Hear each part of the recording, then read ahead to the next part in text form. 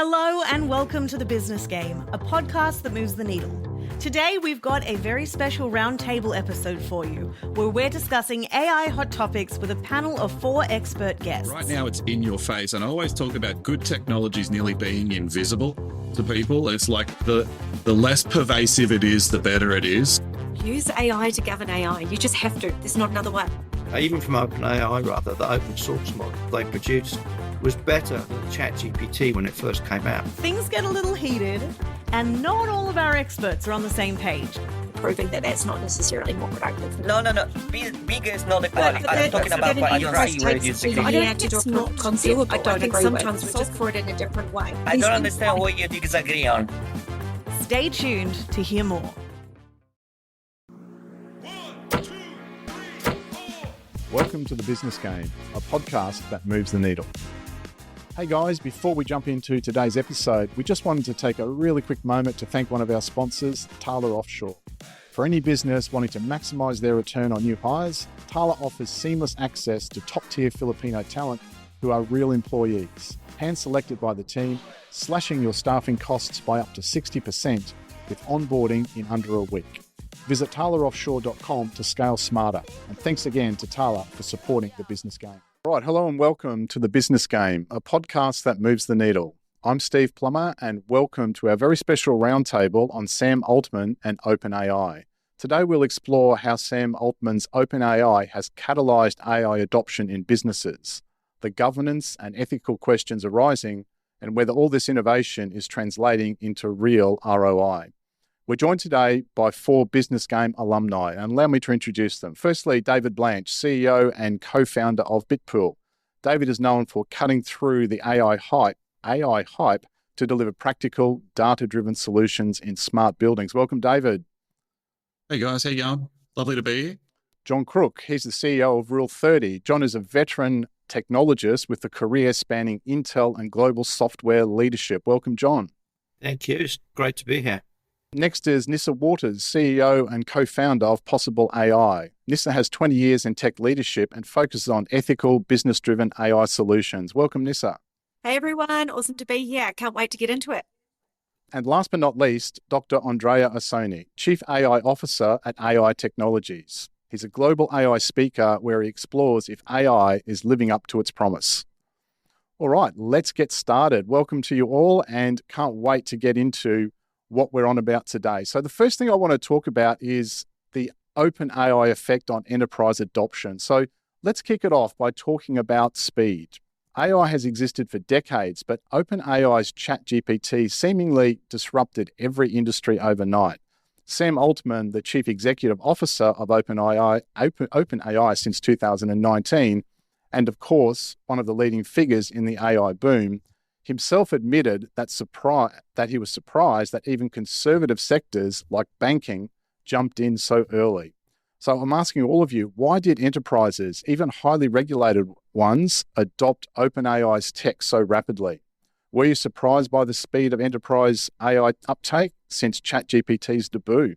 So I'll throw the floor open. Who'd like to go first? Oh, look, I'll jump in really quickly. I actually don't think it has been very fast, to be honest. I think it's been incredibly slow. And I think the use cases that are being done are probably of minimal value across enterprises. And what I mean by that is we're seeing a lot of adoption in very, very small, human augmentation, the language model back and forth type of communication, but not really anything that is mind-blowing or industry changing across enterprise customers. Where I'm seeing some incredible adoption is actually across SMB and medium customers who are actually rethinking their entire business process. So from my perspective, I think that enterprises have been quite slow and cautious to adopt, and where they have adopted, it's largely at their leadership team level, and it's not really in the most impactful manner. Interesting. David, what about you? What are your thoughts? I think too, the other thing that's happening is you get the executive level of a business saying and buying into that AI hype.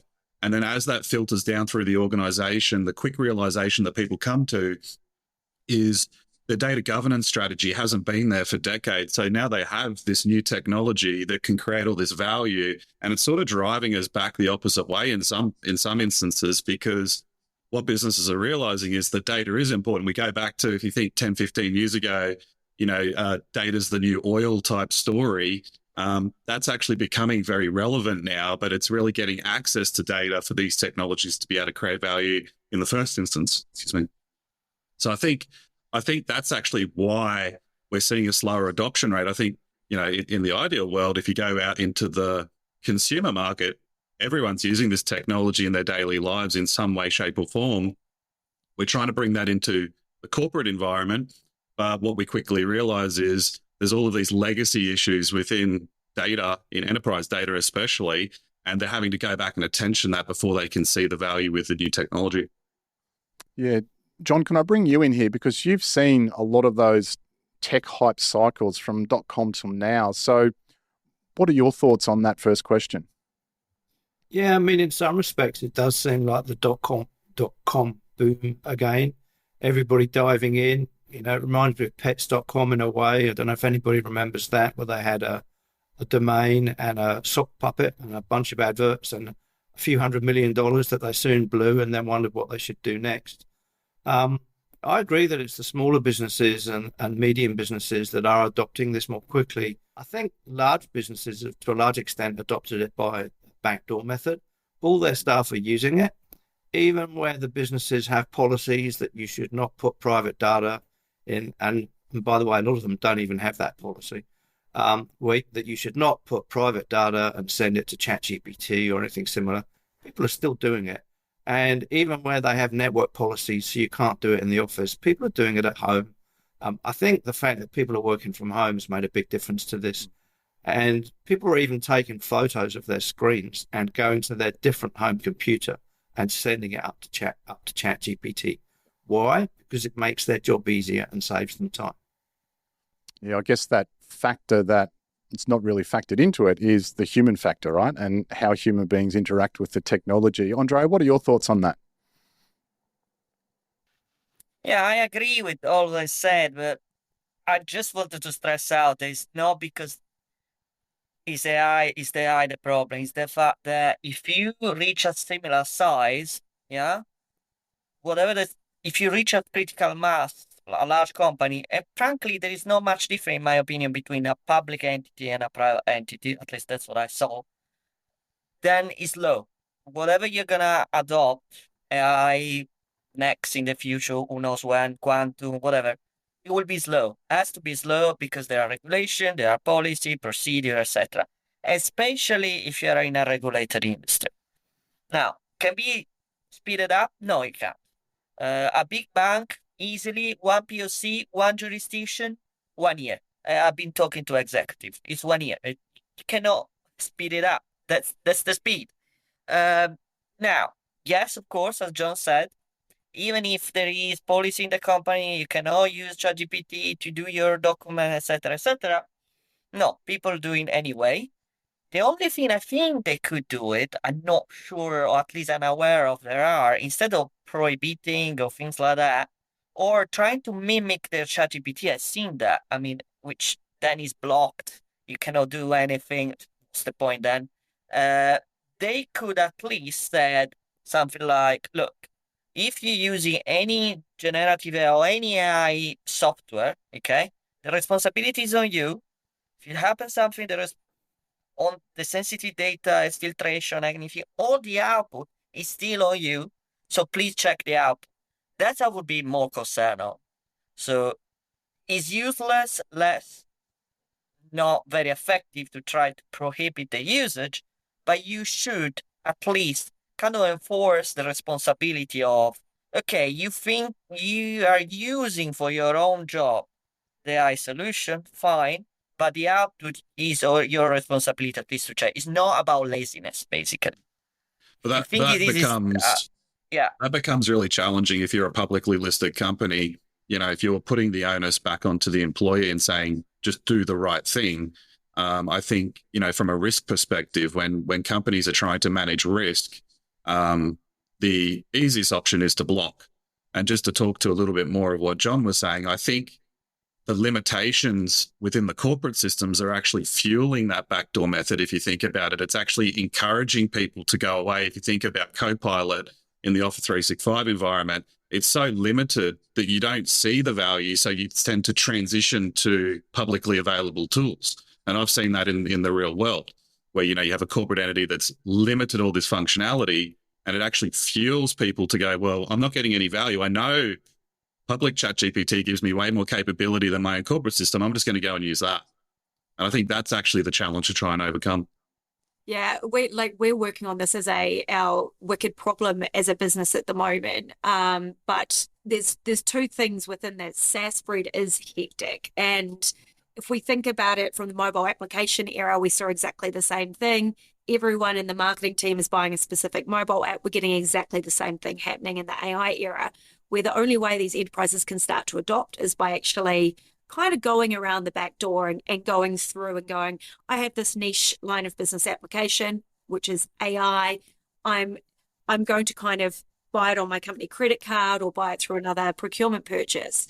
And that's how they're actually starting to leverage AI. But then that doesn't come with the guardrails that are really, really important. It also doesn't come with, even more important, contextual information or data, right? So when you're starting to use AI, having that contextual intelligence, which is effectively framed around your data, is the most important thing to be able to get, one, an accurate output, but two, something that actually is functional and usable and doesn't need too much human in the loop to actually adopt it. So we're working on this as a wicked problem as to how enterprises can adopt AI in a safe and secure way, but how users can use it in a safe and secure way. So watch this space with us, but I'm sure many others are starting to work on that problem as well.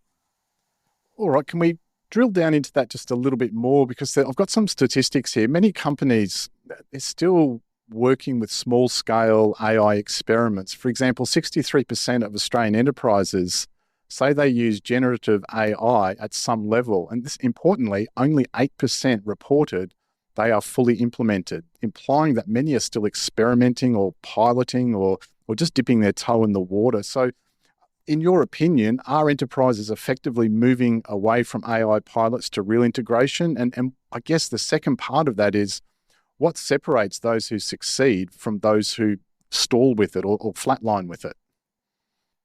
Are enterprises stalling? Are they flatlining? I think to an extent they are. I mean, you asked at the start, why are they adopting it so quickly? And I agree with the rest of the guys here that they haven't been.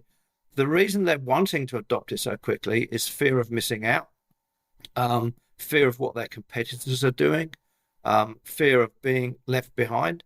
So that's why they're wanting to do it, but they're really not that sure what to do. There are, I think, a few companies doing the right thing. I mean, one of the most important things every enterprise should be doing, which most of them aren't, is providing all their staff with a secure and safe large language model that they can use that is integrated with the company data using, something like RAG, that's retrieval augmented generation.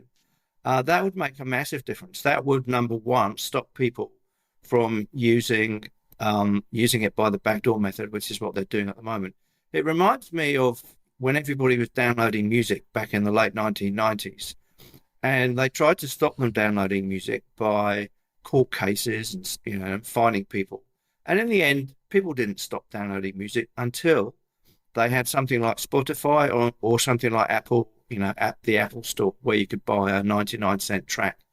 So until businesses actually provide a safe and easy way for people to use these large language models, for which they need to provide their own to make sure that the data is remaining in the country. So they look carefully at privacy and data residency and all those sort of considerations.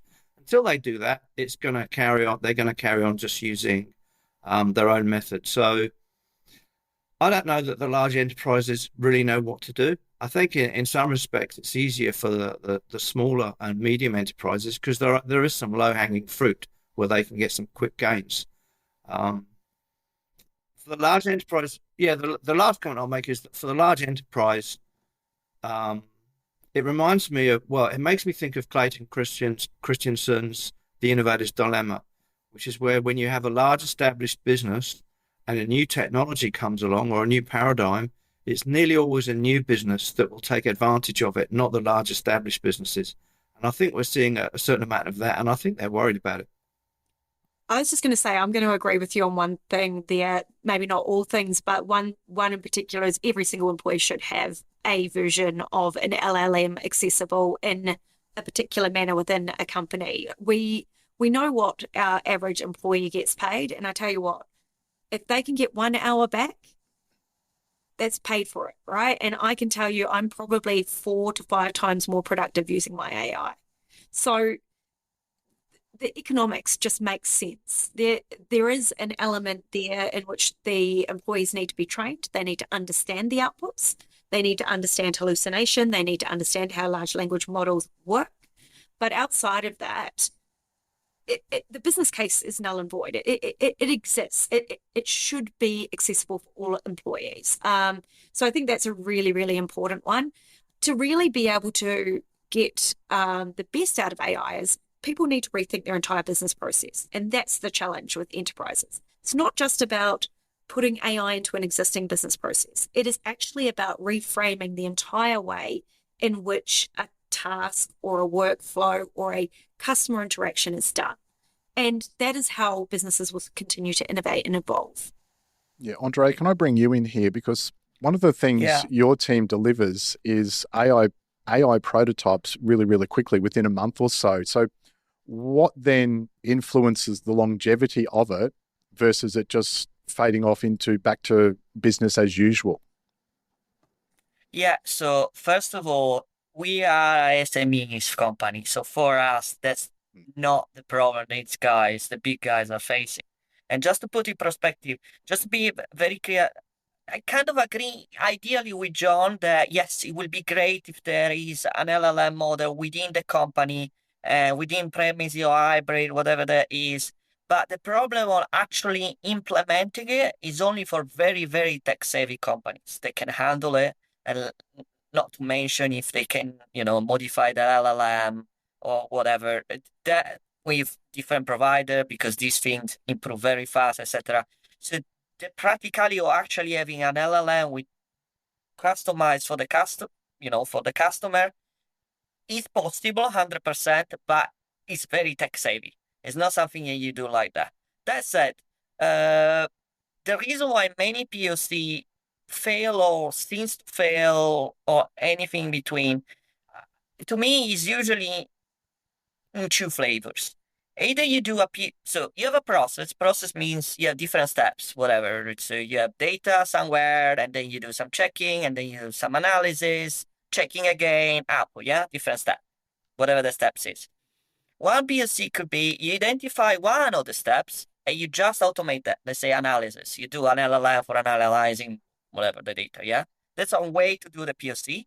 It's very fast, but then it's not very scalable. So you can do very fast, and then what? Because all the steps before and after the step you're automatizing are the bottleneck, So you can get quick result and showing that, I'm doing this step very rapidly, human result, etc. But you're not moving the needle as in this is not scalable in the organization. You need to solve all the rerouting problem, etc. The other way, which is way more complex, is somehow, somewhere, take the full process or majority of the steps, not necessarily all the steps, but majority of the steps, and try to automatize all that with different LLM component, maybe definitely rerouting the data or integration with different data or different department, etc.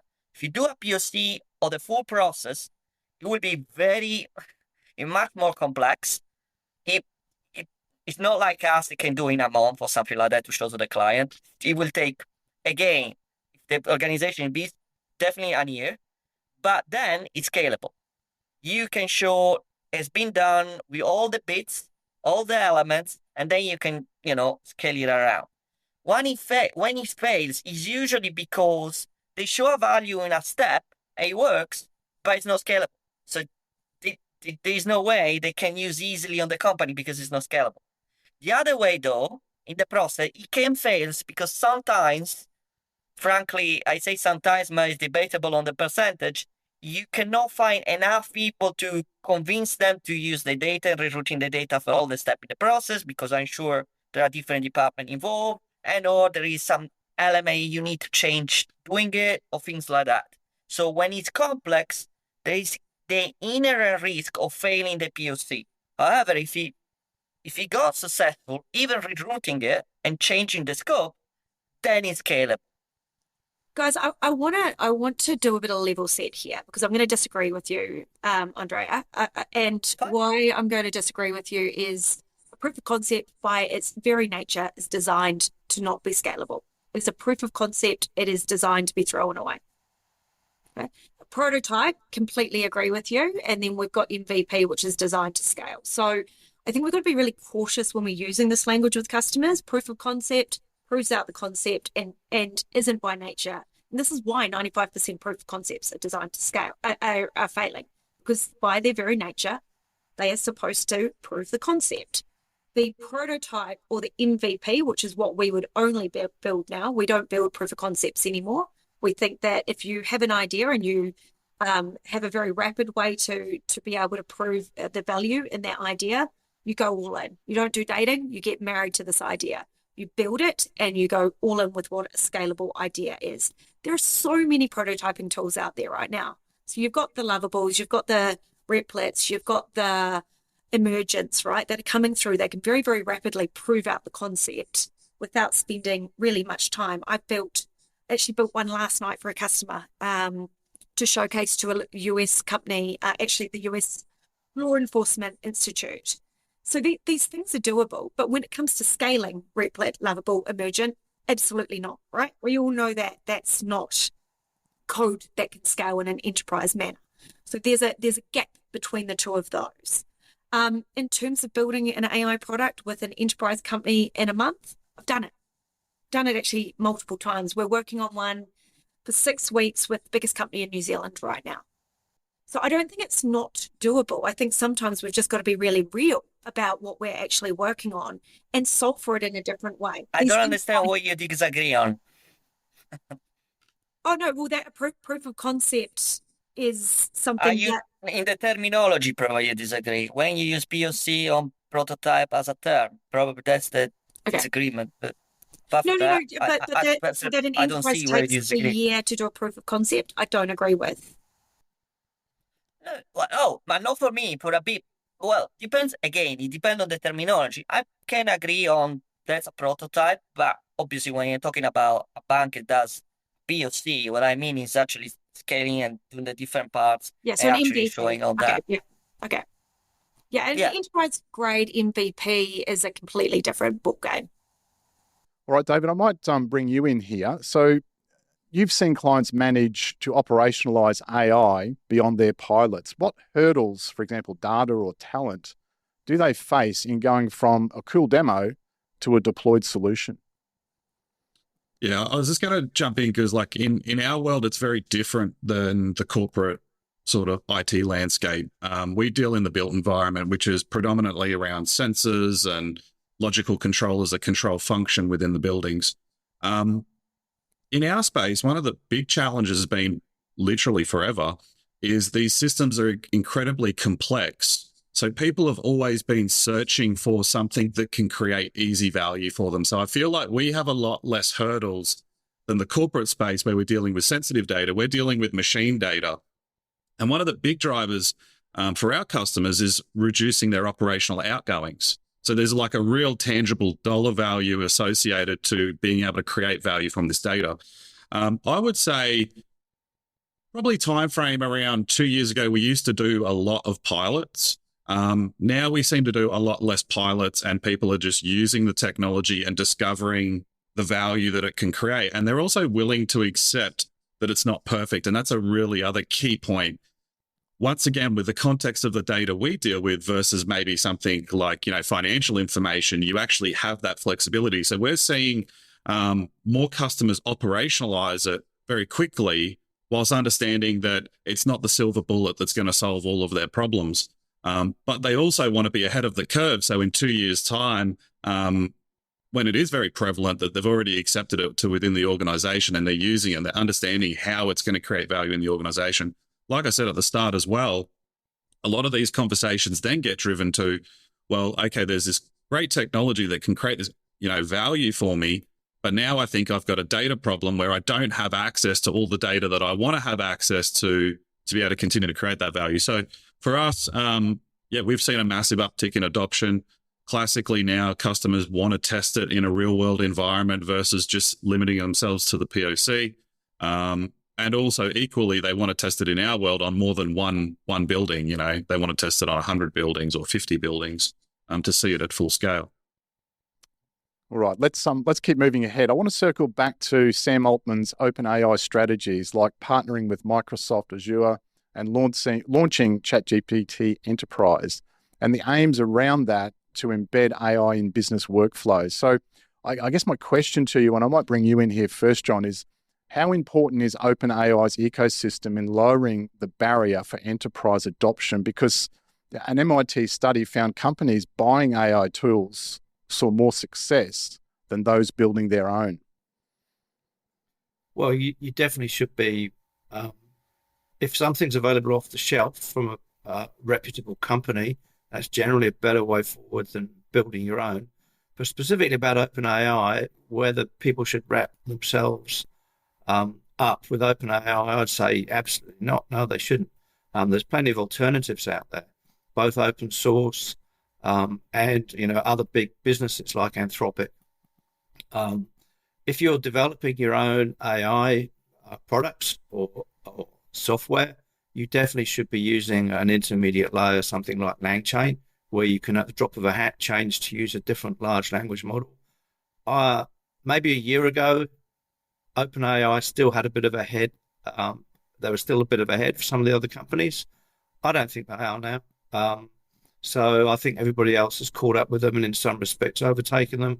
Even some of the open source models like Qwen 3 Max, which came out this month, is pretty much as good as, and in some respects better than OpenAI. So you should not be wedding yourself to OpenAI. No way. That's I agree, but again, Quen from Alibaba or whatever else will come in next, who knows? You need, especially if there are two problems with open source. By the way, we always suggest open source with many clients, not against that at all. But there are two inherent problems. One is if you need any license and support, or let's be honest, liability. Yeah. So the problem using OpenAI is not because it's the best or whatever, not or any proprietary Anthropic. It's because there is a liability. Basically, they can sue or whatever if something goes wrong. That's the first one. And for big companies, this is important. Second aspect of it, again, if you're using open source, then it's all about the problem of getting a server right, get a good inference speed, which means inference speed is not GPU, there are inference chip that you can use. So you need to build your own infrastructure. Possible, absolutely. No, you don't. You use something like Bedrock. You wouldn't do it yourself. You'd go to a service provider that would offer you that service and the infrastructure. 100%, but it's a little bit more complex than relying on a vendor that does for you. It's like cheaper. An API is very different from building your own environment with an open source model. I get what you're saying. It's pros and I'm trying to highlight the pros and cons. Yeah, pros of OpenAI cost more. Cost more. It's probably faster because you don't need to do a little bit, even little, but integration. And there is an insurance somehow, a liability coverage of some sort. Yeah. In the other way, cost less. There is an integration part, so it's a bit slower to integrate that, and you're not locking in a vendor. So pros and cons. That's very important to any client to understand at least this very good distinction. Then we need to get the nitty-gritty of the project. That's all I say. All right, let's dive into the tin of worms, the juiciness that is governance and ethics around AI, because there's a lot of information out there. So with the rapid adoption of any technology, it comes, I guess, a governance gap. The Australian Responsible AI Index of 2024 highlights a big say-do gap. In other words, while most organisations say they align with Australia's AI ethics and principles, the data is that only 29% have actually implemented the responsible AI practices needed to show that in action. So how should enterprises govern AI use internally? David, would you like to kick off on that? Yeah, this is an interesting question because I think there's sort of an inflection point because the more governance you wrap around something, the slower you move. But then equally, you need governance and guide rails to prevent you from completely imploding. So, and I'm saying that pretty boldly. I think it's going to, trying to find the right words for it, to be honest, but I think it's incredibly important that you have it. It's getting the right balance between having too much and not enough. So I think in context, you should have something in place that you are really doing versus having some big framework that no one's going to abide by. Yeah, I absolutely agree with that. And I think that governance is a really fascinating one. But what I'm really curious about is why people aren't using more AI to do AI governance. Because humans just can't do it. They can't keep up with the rate of change. They can't keep up with the policies. I had one customer that's talking about AI use in Adobe, right? Pretty much every marketing company on this planet uses Adobe. Do you guys want to know how much AI is in Adobe? Crap loads. So ultimately, AI is in everything that we're doing today. So you're saying you're not doing AI and you're using spell check, you're using AI, right? It's a lack of understanding of what AI is. So actually keeping up with the connected and disconnected applications is a really challenging one. I'm starting to see some really cool monitoring tools coming out to be able to view what and where AI is being used within a business. Use AI to govern AI. You just have to. There's not another way. Whether there are tools out there are some, but they're very expensive to be able to do that, or whether you have ways to do it in your own environments. That's the only solve I can see. There's also another unpopular opinion, which I'm like a massive believer in education. I just think that we're not doing a good enough job to educate people on, what does good look like versus bad and what they should be aware of at a very low level for non-technological people. I think there's a lot more work to be done there as well, because classically we always go to the highly sort of technical side of this technology, so to speak. It's the common user who has no idea what they're looking at. And is getting information pushed to them that may or may not be accurate. Autonomous agents are going to be the inflection point here. They're going to have to, right? Because once you start having any form of autonomy with AI in your organizations, which is going to be probably within the next 12 to 24 months, we're going to have to get very granular on that governance side, but then also the education side. So absolutely agree with you on the education. So further to that, are companies hesitating on certain AI uses because of looming regulations or even uncertainty around regulation? Not in New Zealand or Australia from what I'm seeing. But I know it's quite different depending on whether it's going to be a customer forward product or whether it's an internal use product. And most of the enterprise businesses aren't using a lot of AI externally, therefore they're managing their risk. But again, the Europe legislations or regulations, are a lot more extensive. And if you are selling something globally, you need to meet those. So depends on the customer. Okay, John, can I bring you in here? As someone who advises businesses globally, do you see regulation as like an innovation killer almost, or is it a necessary safety net? And how are your clients preparing for compliance? It depends what the regulations are. If they're as constraining as the ones that they wanted to bring in California, that where anybody producing a large language model will be liable for any bad advice it gave anybody in the world, then yes, that's very constraining. On the whole, I think we do need reasonable regulations. It's more leadership and setting standards and expectations. It's things like transparency. It's things like every time you paste something into a ChatGPT or Claude or a Gemini, that's going to get used. They can get used by that company. People don't even understand that if only you wrote your own app and use the API to do exactly the same thing, the guarantee, the promise that you get from those same companies is that they won't use your data for training and they will keep it safe and secure. So simple things like that. People aren't aware of. So most people are still pretty clueless as to what they should or shouldn't be doing. There are simple steps that they can take. I've mentioned a couple already. But I think we need leadership from governments. We have a voluntary code in Australia. Most businesses aren't aware of it or don't follow it, and I think that was the statistic that you gave. One interesting thing about the regulation we haven't mentioned is Sam Altman, of course, because we're talking about him. He was all for it a year, 18 months ago. His plan was to control it. He wanted to use it as a vehicle to control the industry. I don't think he was necessarily pro-regulation himself necessarily. He was pro-open AI, and he was using it as a vehicle to manipulate the market. But yeah, definitely we need governments taking more of an interest and setting some realistic standards that help protect consumers and help educate workers as to what they should and shouldn't be doing. Yeah, it seems we can't talk about governance, right, unless we mention OpenAI's own governance and the saga around, the hiring and the firing rather and rehiring of Sam Altman. There was some chaos there for a while that shocked the industry. So I guess, what did that episode teach enterprises about relying on AI providers and the importance of stability and transparency, which you mentioned, John? So yeah, to anyone else on the panel, what did that episode teach us?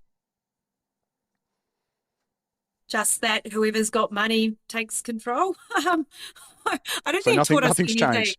No, but honestly, there's not really any Agreed. technology in amongst this. This was just politics and game playing, and it was actually just chessboard players and executives that were manipulating what the potential is. There's a lot of people within that business that have left now, and I had the honor of being at an event with Jeffrey Hinton recently, and he's well known as godfather of AI, and I luckily worked with him at Google at the same time. So he's a really interesting man. But he's not a fan of Altman. He is absolutely a fan of what Ilya's doing at Safe Superintelligence. So. Yeah, and also Anthropic, because of the fact that they are following much more regimented, safe AI processes. And that's what's important. It is, how are we going to ensure that, and I don't think AI is the risk, I think humans are the risk. And that's what it's taught me probably more than anything. We need to get this right. It's not about the technology. The technology is happening around us, whether we like it or not.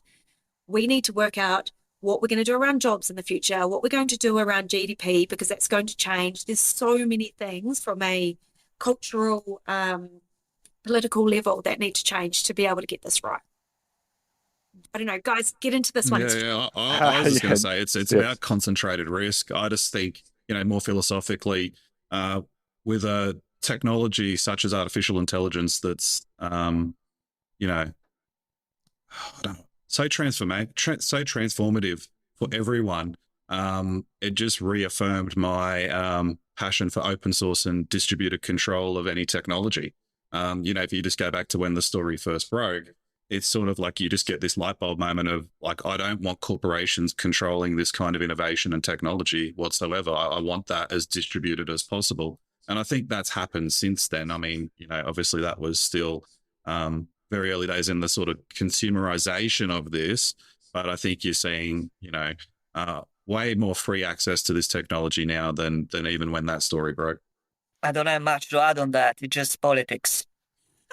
Yeah. China's the one that's doing all the cool stuff. And we kind of need to just be aware of the fact that it's not all about OpenAI anymore.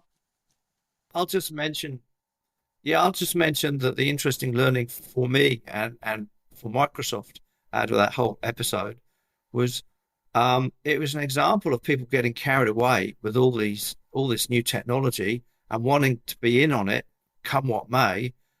What on earth were Microsoft doing, owning a significant chunk of OpenAI, having invested either hundreds of millions or billions in it, and not even having anybody on the board to oversee what on earth was going on? The people on that board were relatively immature. Certainly, I don't think Ilya was up to it in terms of governance and correct way to run a business, or a reasonable way to run a business. So even Microsoft had to give themselves a little bit of a ticking off for not having somebody on the board. What on earth were they thinking? So it was a kind of leveling moment, I think, for all of us to take a step back and say, hey, these might be new and exciting technologies, but let's make sure we apply a little bit of due diligence and care to all of this. It was meant to be a not-for-profit, I think everyone needs to remember. Yeah. It was, and that's an interesting part of the story too, which we haven't covered. Yeah, absolutely. Until it wasn't. Well, they're still trying to get out of it. Technically speaking, I think it still is. Yes. There are conflicting ways on that. I think China was already there. We just pay no attention to it, really. Yes, it was not the first model in benchmark, fine, but it wasn't miles away anyway. So it was already there. It just didn't get the attention because the media needs to be first in the class before getting the attention right. First thing. Second is not to make. There are different perspectives. The only thing Microsoft want is if there is an AI model, whatever there is, in fact, they invest also in Anthropic, and I think somewhere else. I figure my mind, Inflection, I think is this. But anyhow, the only thing Microsoft want is not OpenAI because they like OpenAI or some other or whatever. They want to be sure if or whoever win the AI race or is close to win the AI race, they have a saying on it. That's the only one. Now, since today, as we speak, for me it's 25th of September. For you, probably it's 24th. Still, OpenAI still seems one of the best, or one of the one that probably is gonna win the race. That's the only reason why Microsoft want to stay in OpenAI. That's what I'm saying. It's not they're gonna win the race necessarily. That's what I meant. But this is really politics. In fact, I don't think some of them can even know if they're gonna win it. That's the last part of it, right? But nobody really knows. So there are 2 points as we speak. The AI can go in 2 ways, and then if you think it's interesting here, this an incremental performance update, yeah, from here for various reasons. Data is not enough. We can talk about the reason if you want, or there is a huge jump in performance, but that means we found something else in the technical spec, which is not reinforcement learning by human think. There's something else that we still didn't exploit it that make us do the jump in the models. Yeah? This is the situation we have today. Either kind of linear trend from where we are now, which is still good, by the way. The technology is good as it is if we will stop it. Even in the worst case scenario, right? The LLM, by the way, it's not just LLM, there is video model, whatever else. Just does incremental step is already good enough to do a lot of stuff, right? And that's one scenario. The other scenario, we invent something else in the technical space that does another jump. If that happens, who knows where, these few concentrated players, if they are not one of them, that's the scary thing for Microsoft, is whatever they are investing in. We've literally just seen it with, I think, Nano Banana being released by Google, right? It isn't actually an incremental step, I don't think, because what we've seen is a completely different market emerge out of a model. And we're going to, I'm a little bit biased because I did work for Google, but I think what Demis is doing over at DeepMind is actually much more impressive than what we're seeing coming out of OpenAI in terms of the research papers, in terms of the new novel ways of AI. They have always been. And look, we were playing with the ChatGPT Bard Google equivalent well before ChatGPT was launched. Why didn't they release it when they could have? Because they are safe and secure and look after people and humans. Very, very different. Well, they had no interest economically, right? To destroy their own business, first of all. Yeah, there are parts of that, I'm sure. But ultimately, I just think that there are going to be really new research ways of this technology being used, and not necessarily just language. I think language is going to go to more fine, small models rather than getting bigger and bigger and bigger, because we're proving that that's not necessarily more productive. No. Bigger is not the quality. I'm talking about what you're right. If I was not talking about, in fact, the bigger rate, by the way, I published a state of AI report it was going to be the fifth year in a row in January, every January.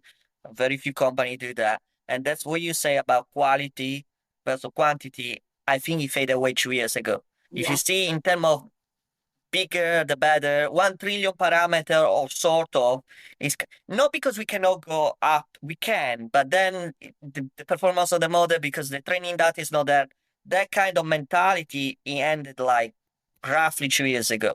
From there on, the only way to really make a jump in performance of the model is not pushing the number of parameters, but is finding some architecture, some we can think about it if you want to discuss, but the discussion is going to be very technical on the technical element that make a model better.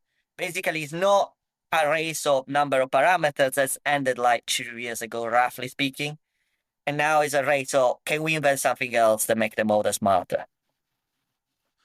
And when you talk about the race for this technology, I look at it in a little bit of a different way as well. Is it's almost like right now it's in your face, and I always talk about good technologies nearly being invisible to people. It's like the less pervasive it is, the better it is. So I look at it a little bit differently as to who's going to win the race, and I think it'll be the company that essentially makes this technology that isn't as pervasive as it is today. Like, does everyone want to log into a chat interface and try and ask questions and do things? I think this is where that whole agentic space comes in. And I don't want to, this isn't the podcast for it, but then you start to talk about robotics and things to that effect. And it's where it almost becomes this invisible layer under society versus at the moment it's right at the forefront. I think the technology will become less important over time. And the company that wins the race will be the one that it just seamlessly integrates with life. User experience. Yep, absolutely. Yeah. Agree. Yeah. All right, let's shift a little bit.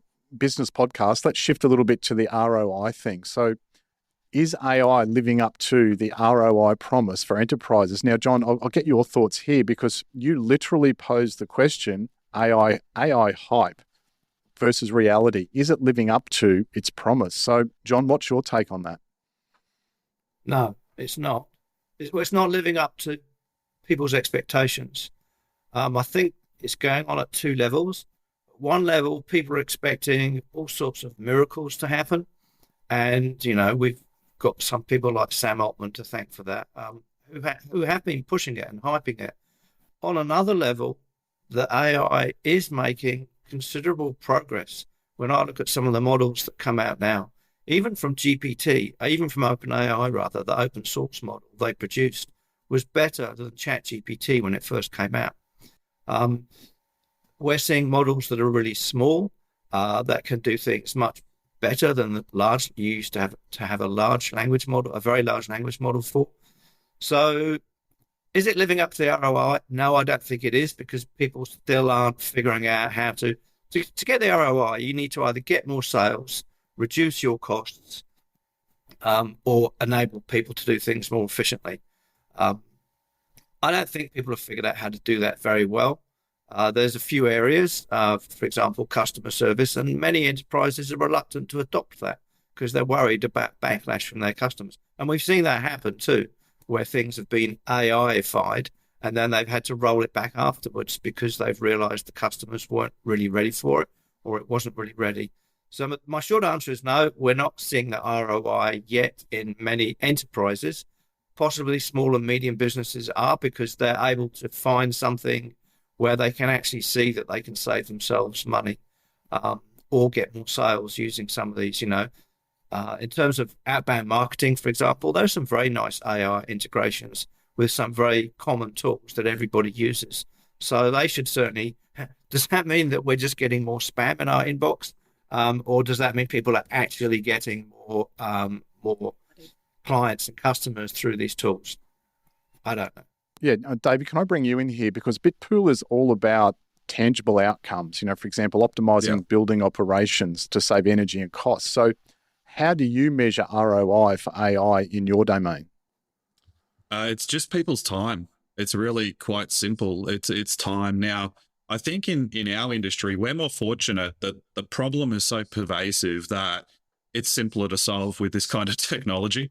If you think, we have customers that may have 10 years worth of machine data, and then you start to multiply that across multiple properties or assets.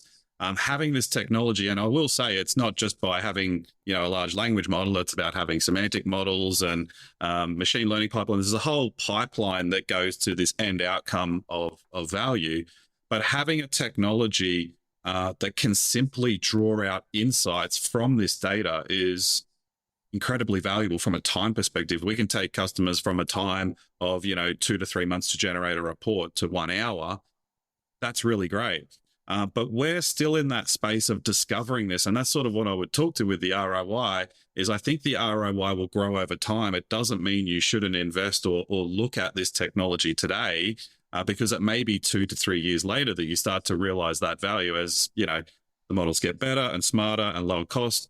But in our industry, it's a lot easier to create these savings because the engineering systems that have existed for decades are so complex that a non-technical user essentially can't create value from the data that's stored within them. So AI brings that to the table. But I do agree with John's comments. In other spaces, I think that ROI is a lot harder to obtain. And what happens is everyone just sort of uses AI as a silver bullet for any problem that exists in the world. It's like, oh, AI will fix the problem. And that's the marketing hype that comes with it. I'm still a very big believer that this is like any other technology, which you should look at the problem that you have and apply technology to solve that problem. And the AI component is just one part to a bigger puzzle, like I sort of spoke about at the start. This technology is actually forcing organizations to look at data governance and custody and things to that effect. It's like, okay, well, what data do I have? What data do I own? What data is stored or trapped within these other systems that I've built up over time? So yeah, I think for us, and it should always be people's time is the ROI. Yeah, can I jump in and just make a few comments here? I was just about to ask you, yes. If you're not getting ROI, you're not picking the right use cases, and that's probably more of a challenge. So I think that most of the use cases that we're dealing with now, you're seeing AI, but it's not just, you're seeing ROI. It's not just AI though, and just as David has said, this is not just about generative AI and a large language model. This is about automations. It's about workflows. It's about business structure. It's about business change. But I went to the AI4, which is the biggest AI summit in the world right now, and the focus was all on we need to pick the right use cases to be able to get ROI. But also to date in enterprises, everyone's been doing a proof of concept, which costs $100K, which you throw away at the end. You're not going to get an ROI on that. I'm sorry, of course you're not. That's the entire point. So if you're just going to go all in on proof of concepts, goodbye ROI. And there was a really amazing business director from ISS Global who talked about, we need to go all in on these use cases, and there's no more proof of concepts for that exact reason. IBM said the same, as did OpenAI. So I think at that event, they announced that proof of concept is dead. And if you want ROI, you've got to go all in. It's got to be a program of work. The other thing I was just going to push on a little bit too, when we talk about ROI, and you can look at the jobs and skills report that the federal government released in 2024. I mean, in our industry, there is a massive technical and trade skills shortage. So it's not just the scenario of saving time. In a lot of instances, we don't have the skill sets or the people to actually do the roles that we need them to do. And that's where you start to look at how does this technology actually come in and influence or impact that also. So I don't always think it's just about this intrinsic. Obviously, there's always a financial ROI to anything that you're doing. But in some instances, the ROI is, well, we currently don't have the skills that we need, and we need those skills to operate our business. Yeah. All right. As we wrap up, we can't have a discussion these days, any discussion, without AI and jobs and AI stealing jobs. And, it's always a big and emotional topic. So, Andrea, I might throw to you, because you speak on workforce disruption and you've discussed whether AI will eliminate jobs or create new ones. So what's your take on it today? Well, it's the same as 1 year ago, even before. It's as a temp, but again, we need to define what temporary is. It can be 1 to 5 years. I don't have a crystal ball, but temporary in certain forms, yeah? Definitely there will be job displacement, but at some point the job will come back, yeah? In different form and different situation. Usually it's a bit long now, but I always do that because it's the nature of nothing to do with AI and nothing to do any technology really. It's the nature of capitalism, yeah? So the fact is, if you have a law firm, I think it's a quick example, I hope it's quick, is you take AI and replace all the lawyer, yeah? Extreme as a fantastic, yeah? All of a sudden you have the same clients, most of the margin now go to the bottom line. You have a huge chunk on the bottom line. great, fantastic for the company. Now you have two options. Either take this profit and distribute to the founders or shareholders, or guess what? I'm gone. Now I take this profit. I try to beat my competition to win more market.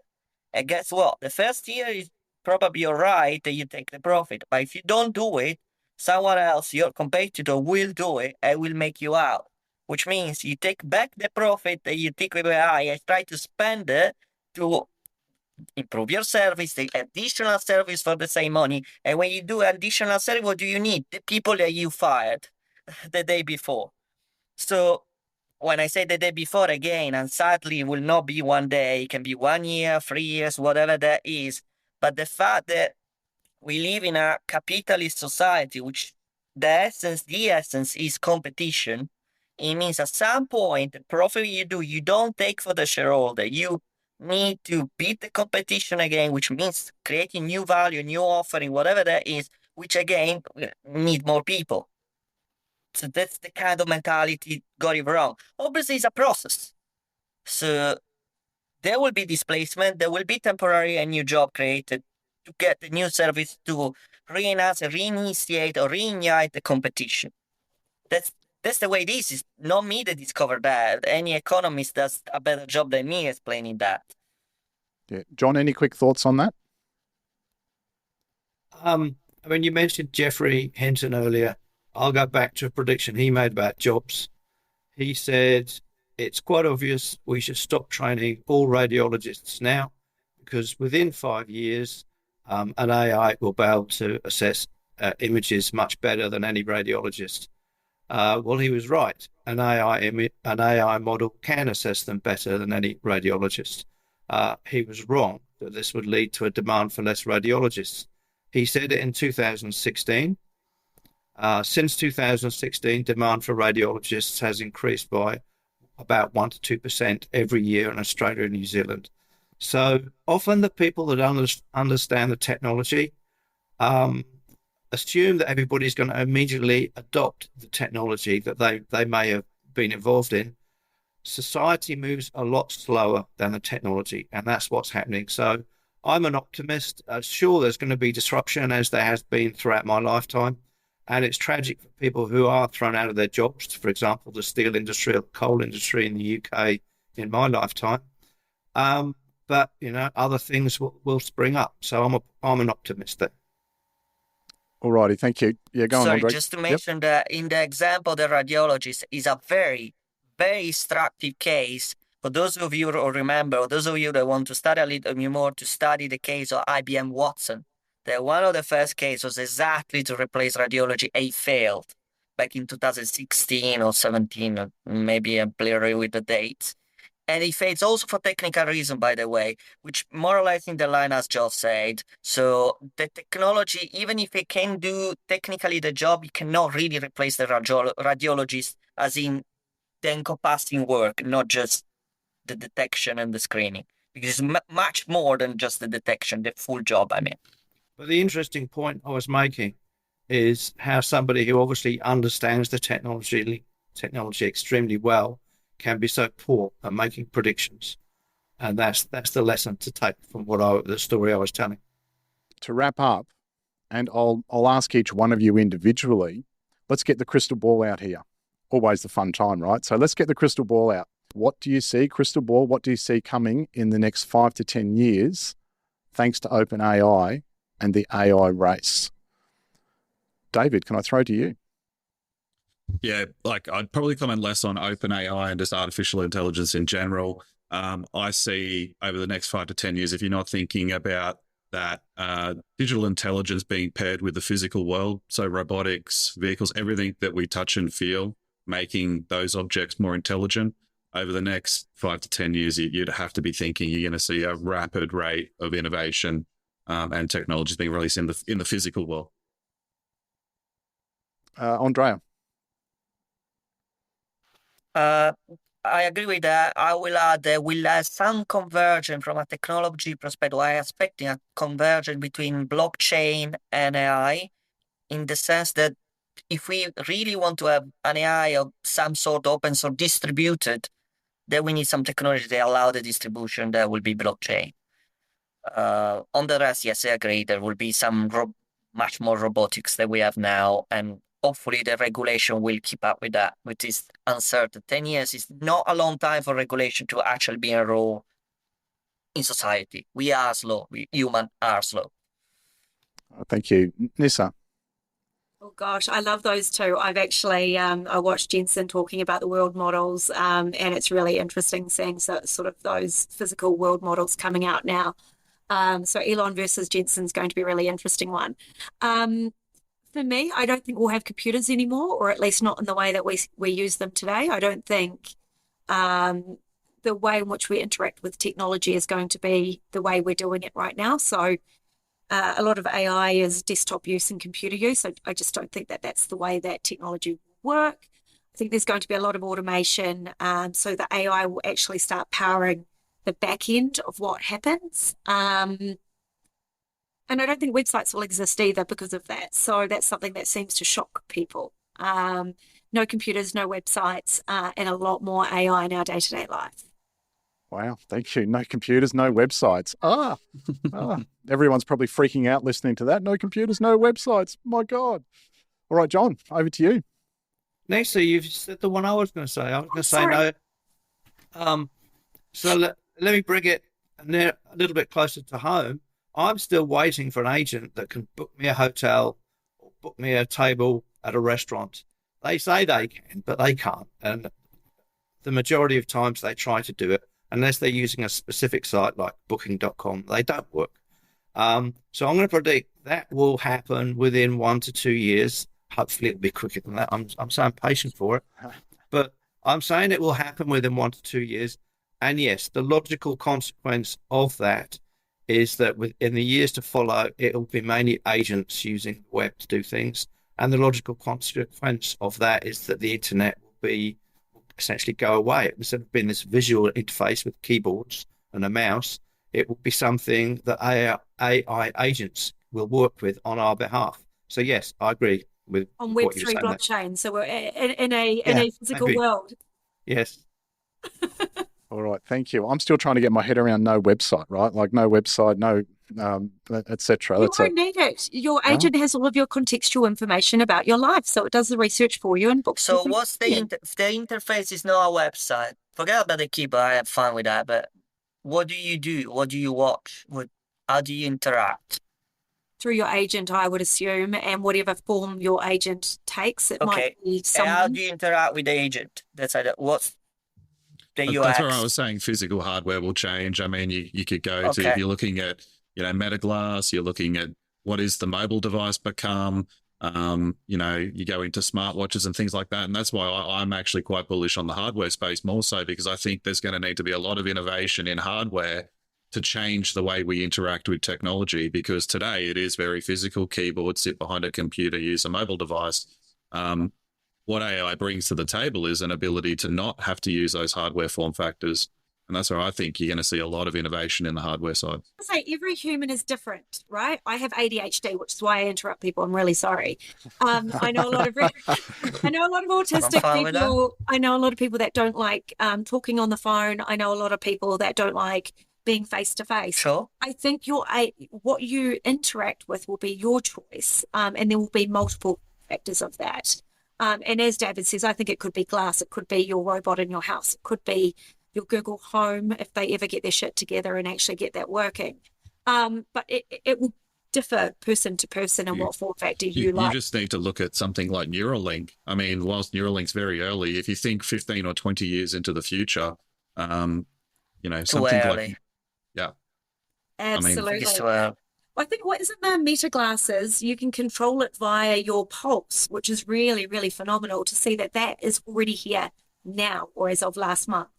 So that's a wristband that is effectively controlling the computer via your hand movements.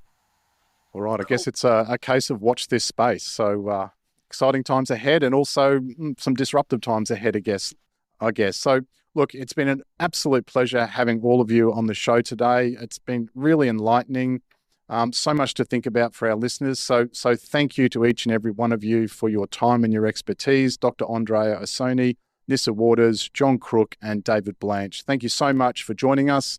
It's been a pleasure. And again, don't forget to like or subscribe to the Business Game podcast wherever you're listening. That's all we've got time for. We'll see you next time. To help support our continued mission to provide free, best-in-class advice from the world's most compelling business leaders, make sure you hit that subscribe button and ring the bell so you never miss an episode. See you next Saturday. Thanks for tuning in to The Business Game. If you like what you heard, make sure to subscribe on YouTube and follow us on TikTok, Instagram, Facebook, and LinkedIn to stay connected. A big thank you to our major sponsor, Thaler Offshore, for powering today's episode. And join us again on the next episode of The Business Game, a podcast that moves the needle.